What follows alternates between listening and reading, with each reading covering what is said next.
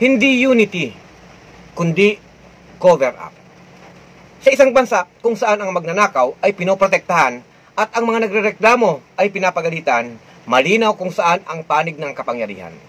Ang bagong talagang ICI Special Advisor Rodolfo Azorin ay mabilis na nagpakita kung para kanino siya.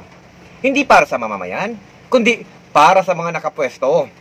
Sa halip na imbestigahan at habulin ang mga magnanakaw sa pondo ng bayan, si Azorin ay mas piniling magsermon sa mga mamamayang nagpoprotesta laban po sa korupsyon. Para bang kasalanan pa ng mga biktima ng baha, ng mga nagugutom, at ng mga sawang-sawa na sa pangungurakot at ang maglabas ng galit at panawagan ng hustisya. Projects that have long overburdened our people with grief, loss, and despair. Across the country, voices from all sectors are rising.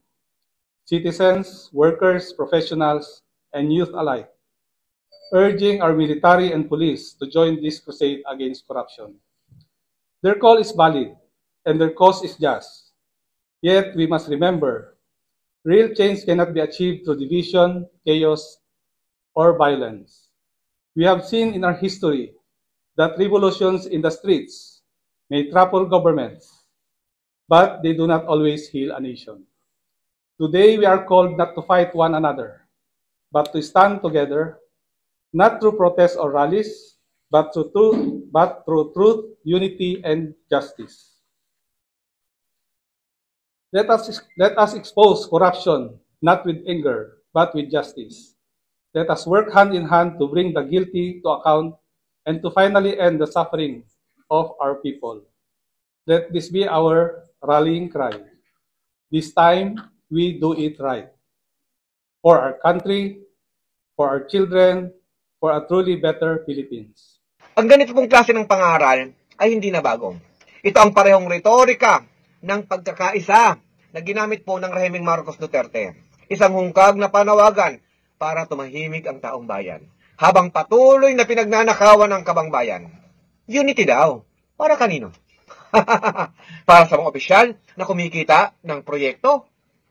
Para sa mga kronis na nakikinabang sa flood control projects?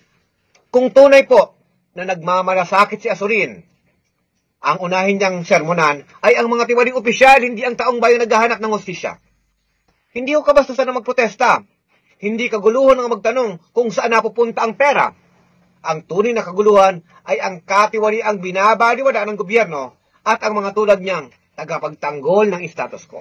Samantala, nananatiling tahimik ang ICI sa pagbusisi sa Malacanang at kay Marcos mismo. Nasaan ang investigasyon? Nasaan ang transparency? Kung tunay na independyente, bakit parang nakatagot, hindi ibinubuyang yan sa madla? Ang malinaw lang ngayon, ang ICI ay ginagawang instrumento para pahupain ang galit ng mamamayan, hindi para ituwid ang mali. Sa bawat araw na lumilipas na walang nananagot, lalong lumalalim ang galit ng sambayanan. Kaya't huwag ho tayong magpapaleksyon sa mga tulad ni Azorin na sanay lang sa command and control, pero bulag sa katotohanan. Hindi dapat tayo matakot magprotesta. Hindi dapat patahimikin sa ngalan ng kaayusan. At lalong-lalo na, hindi dapat tayo matulog sa gitna ng nakawan. Tanging ang pagkakaisa ang kailangan natin ay sama-sama nating pagkilos sa paghangad ng hustisya at pananagutan. Lahat ng sangkot ay dapat managot.